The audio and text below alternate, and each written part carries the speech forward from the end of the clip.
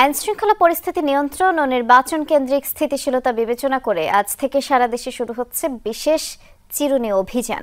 সচিবালয়ে আইনশৃঙ্খলা সংক্রান্ত উপদেষ্টা কমিটির বৈঠক শেষে এই সিদ্ধান্ত জানিয়েছেন স্বরাষ্ট্র উপদেষ্টা। বলেছেন, চিহ্নিত সন্ত্রাসী অপরাধীরা এর আওতায় পড়বে। মিটফোর্ডের হত্যাকাণ্ডকে খুবই দুঃখজনক আখ্যা দিয়ে উপদেষ্টা বলেছেন, এ ঘটনায় 7 আসামি গ্রেফতার হয়েছে। মিটফোর্ড ও খুলনায় বর্বর হত্যাকাণ্ড, চাঁদপুরে ইমামের উপর হামলা, এরপর মিরপুরে চাঁদার দাবিতে সন্ত্রাসী হামলা, গুলি, কোনোভাবে নিয়ন্ত্রণে আসছে না হত্যা, মব ও চাঁদাবাজির ঘটনা। এসব বিষয়ে আলোচনা হয়েছে আইনশৃঙ্খলা সংক্রান্ত উপদেষ্টা কমিটির বৈঠকে।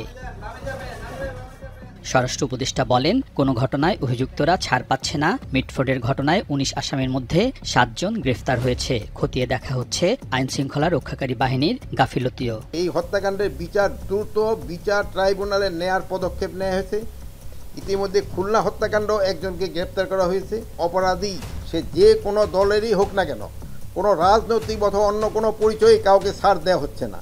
মব সহিংসতা, সন্ত্রাস ও খুন সহ অপরাধমূলক কার্যক্রম দমনে আইনশৃঙ্খলা বাহিনীর নিয়মিত অভিযান চলছে। এর পাশাপাশি বিশেষ চিরুনি অভিযান পরিচালনার সিদ্ধান্ত হয়েছে বলে জানিয়েছেন উপদেষ্টা।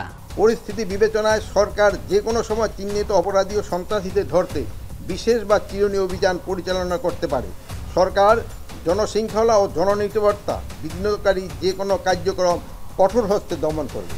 স্বরাষ্ট্র উপদেষ্টা বলেন, নির্বাচনের জন্য ডিসেম্বরের মধ্যেই প্রস্তুতি সম্পন্ন করতে পারবে মন্ত্রণালয়। আমাদের প্রিপারেশনটা আমরা ডিসেম্বরের ভিতরে শেষ করতে চাচ্ছি।